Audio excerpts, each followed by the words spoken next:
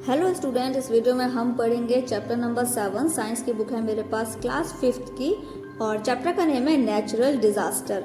Natural disaster यानी जो प्रकृति द्वारा जो डिज़ास्टर होता है, घटनाएं होती हैं, इस चैप्टर में हम उसी के बारे में पढ़ेंगे। शुरू करते हैं बच्चों।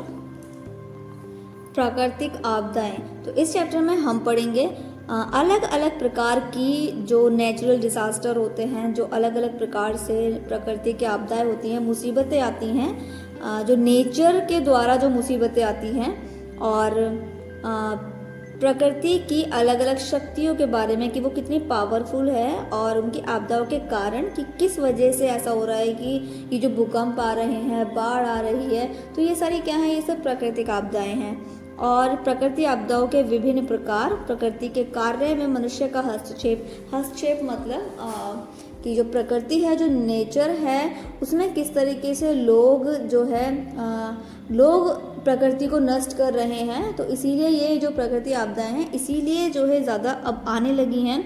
आपदा प्रबंधन की प्रति जागरूकता, और ये जो हमारे इतने नुकसान होते हैं, इतने जो आपदाएं आती है, जो डिज़ास्टर्स होते हैं, इनको रोकने के लिए हमें क्या करना चाहिए, वो सब हम इस चैप्टर में पढ़ने वाले हैं। शुरू करते हैं बच्चों। मैं आपको हिंदी में एक्सप्लेनेशन आपको समझा देती हूँ। The earth is an ever-changing and dynamic planet. Different forces of nature cause various changes in the crust of the earth. Sometimes these changes result in large-scale damage to the life and property. These events are called natural disaster. तो देखिए बच्चों, पृथ्वी जो है वो एक ऐसी परिवर्तनशील और गतिशील ग्रह है, प्लैनेट है। प्रकृति की अलग अलग शक्तियाँ पृथ्वी की अलग अलग शक्तियाँ पृथ्वी की पपड़ी में विभिन्न परिवर्तन लाती हैं। कभी कभी इन परिवर्तनों के परिणाम स्वरूप जान माल के बड़े पैमाने पर नुकसान पहुंचता है। इन घटनाओं को क्या कहते हैं, नेचुरल डिजास्टर कहते हैं। यानी कि जो हमारी प्लैनेट है वो एक ऐसी परिवर्तनशील और गतिशील है, यानी वो घूमती रहती है, और इसी वजह से कुछ अलग अलग शक्तियों के कारण कुछ नेचुरल डिजास्टर होते हैं। उसके बाद देखिए, पृथ्वी पर तेज़ हवाएं चलती हैं, यानी बहुत तेज़, कभी कभी ऐसा होता है कि बहुत तेज़ हवाएं चलती हैं, बहुत ज़्यादा बारिश होती है, बहुत ज़्यादा गर्मी हो जाती है। तो ये मौसम भी लगातार बदलते हैं और परिवर्तन जीवन और संपत्ति को गंभीर रूप से नुकसान पहुंचा सकते हैं। जब बहुत ज़्यादा, बहुत तेज़ अगर तूफान चलता है तो उससे नुकसान हो सकते हैं। बहुत भारी बारिश होती है तो उससे भी नुकसान हो सकते हैं, और लंबे समय तक कष्ट के कारण बन सकते हैं। अगर इस तरीके से डिज़ास्टर होते हैं तो अगर ये लंबे समय तक चलता है तो ये बहुत ही ज़्यादा दुख देने वाले कारण बन सकते हैं। तो अब हम समझेंगे कुछ प्राकृतिक आपदाओं के बारे में, जैसे कि भूकंप पृथ्वी के अंदर होने वाली हलचलों या कंपनों के कारण जमीन को अचानक हिलना है। भूकंप यानी अर्थक्वेक। तो जो अर्थक्वेक होता है, जो अर्थक्वेक आता है वो अचानक आता है, और उसमें जो भूमि है, जो धरती है, वो कंपन यानी वो हिलने डुलने लगती है। ये कंपन अत्यधिक ऊर्जा छोड़ते हैं और जमीन को हिला सकते हैं। इन कंपनों को भूकंप कहते हैं। ये जो वाइब्रेशंस होती हैं, इससे धरती बहुत ज़्यादा वाइब्रेट करती है, बहुत ज़्यादा हिलती है, और इससे जान माल का बहुत नुकसान होता है। पृथ्वी की सबसे बाहरी परत क्रस्ट चट्टानों से बनी हुई है। चट्टानें बड़ी प्लेटों के रूप में होती हैं जो लगातार और धीरे धीरे एक दूसरे को ऊपर से खिसकती रहती हैं। आमतौर पर ऐसी हलचलों के कारण जो प्लेटें हैं वो एक दूसरे के विरुद्ध आसानी से खिसकती हैं। हालांकि कभी कभी प्लेटों के बीच की हलचल अचानक भूकंप का कारण बन सकती है। भूकंप बिना किसी चेतावनी के आते हैं, यानी वो भूकंप जब आते हैं तो पहले से कुछ पता नहीं होता है, क्योंकि ये अचानक आते हैं। इन्हें सीस्मोग्राफ नामक उपकरण से मापा जाता है। यह उपकरण रिक्टर पैमाने पर भूकंप की तीव्रता को मापते हैं कि जो भूकंप है वो कितना तेज है। नेक्स्ट पेज पर आ जाइए।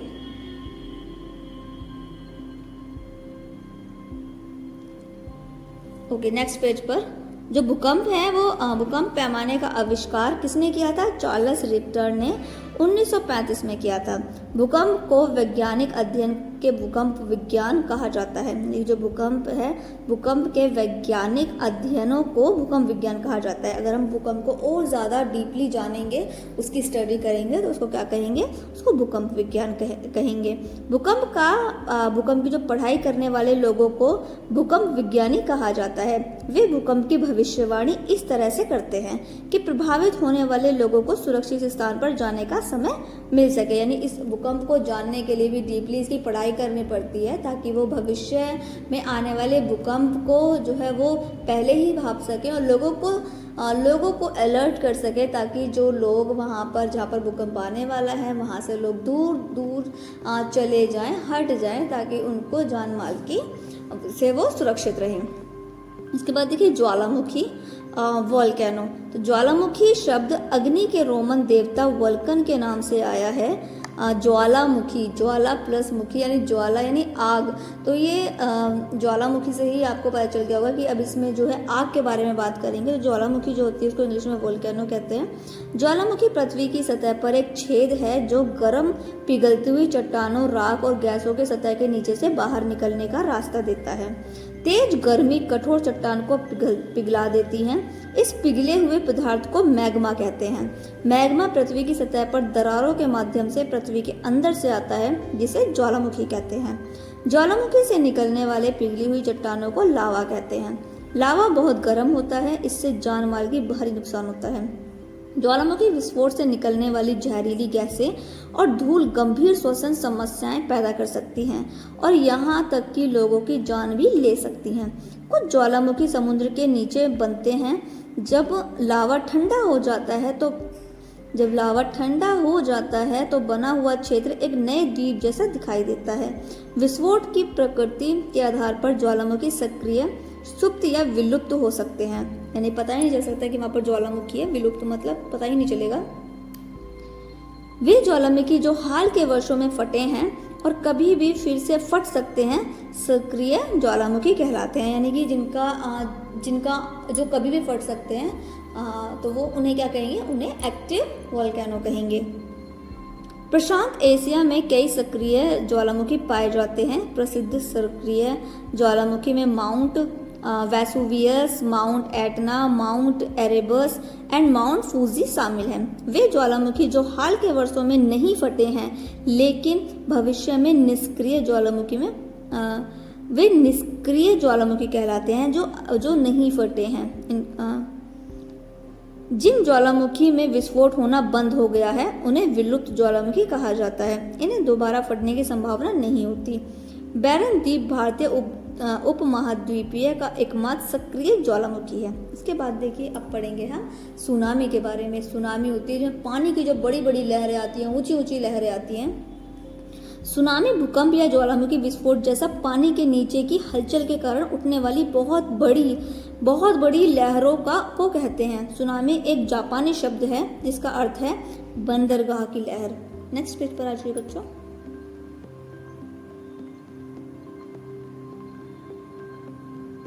ओके, नेक्स्ट पेज पर हम पढ़ेंगे पेज नंबर 52 पर।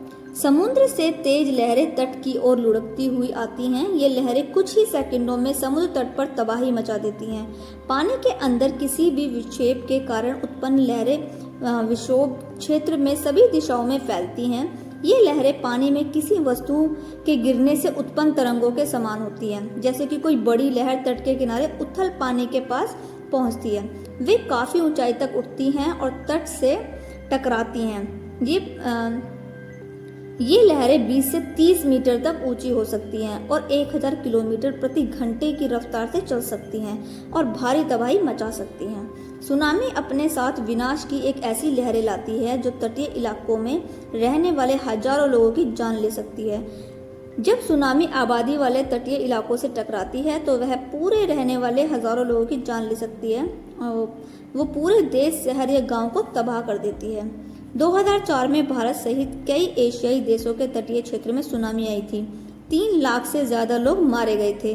14 मार्च 2011 को जापान में आई सुनामी में बंदरगाहों से लेकर पूरे के पूरे शहर तबाह हो गए थे।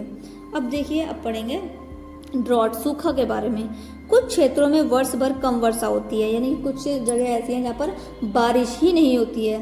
कम वर्षा के कारण घरेलू उपयोग और कृषि के लिए पानी की कमी हो जाती है।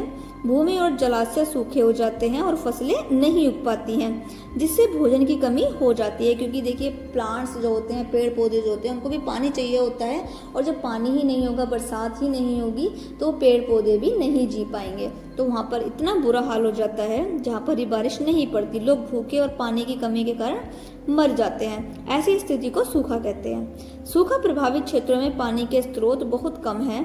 भारत में 20वीं सदी में 3 बड़े सूखे झेले हैं, जैसे 1904 से 1905, 1965 से 67 और 1986 से 87 के सूखे देश का सूखा कहा गया है। इसका देश के 1/3 हिस्से में गहरा असर पड़ा। अब देखिए आप पढ़ेंगे बाढ़ के बारे में। बाढ़ आमतौर पर तब आती है जब बहुत ज़्यादा बारिश होती है। बरसात के मौसम में जब कोई नदी उफान पर होती है तो उसके किनारे और पानी आसपास के इलाकों में फैल जाता है, जिससे बाढ़ आ जाती है। बाढ़ से फसल, सड़कें, संपत्ति और जीवन को नुकसान पहुंचता है। बाढ़ प्रभावित क्षेत्रों में हैजा, डेंगू और मलेरिया जैसी विभिन्न प्रकार की खतरनाक बीमारियां फैलाती हैं। अब देखिए बाढ़ से बचने के क्या उपाय हैं। बाढ़ के कारण बताए गए हैं यहाँ पे कि बाढ़ किस कारण से आती है। बर्फ का बड़ी मात्रा में पिघलना, अगर जो बर्फ है वो बहुत ज़्यादा पिघल गई हो तो बाढ़ आ सकती है। भूस्खलन से नदी का मार्ग अवरुद्ध होना। तटीय क्षेत्रों में चक्रवात और सुनामी, यानी कहीं पर सुनामी आई हो, नदी पर बने बाढ़ का ढह जाना, बांध जो है वो टूट गया हो, तो इस कारण बाढ़ आ सकती है। नेक्स्ट पेज पर चक्रवात एक बहुत तेज हवा है जिसके साथ भारी बारिश होती है। चक्रवात के दौरान हवा बहुत तेज गति से चलती है। भारत में आंध्र प्रदेश, ओडिशा, पश्चिम बंगाल, तमिलनाडु, महाराष्ट्र और गुजरात के तटीय क्षेत्र में चक्रवातों के प्रति अत्यधिक संवेदनशील है। इसके बाद है भूस्खलन। भूस्खलन का मतलब है जो कोई पहाड़, जब वहाँ से मिट्टी खिसक जाती है। भूस्खलन तब होता है जब बरसात के मौसम में बड़ी चट्टानें और पत्थर कीचड़ के साथ नीचे खिसक आते हैं। हिमालय और उत्तर पूर्वी पहाड़ी इलाकों में भूस्खलन आम बात है। वनों की कटाई भूस्खलन का मुख्य कारण है। अगर पेड़ काटे जाएंगे, क्योंकि जो पेड़ होते हैं उनकी जो जड़ें होती हैं वो मट्टी को जकड़ के रखती हैं, लेकिन अगर पेड़ ही काट देंगे तो मट्टी आसानी से खिसक जाएगी।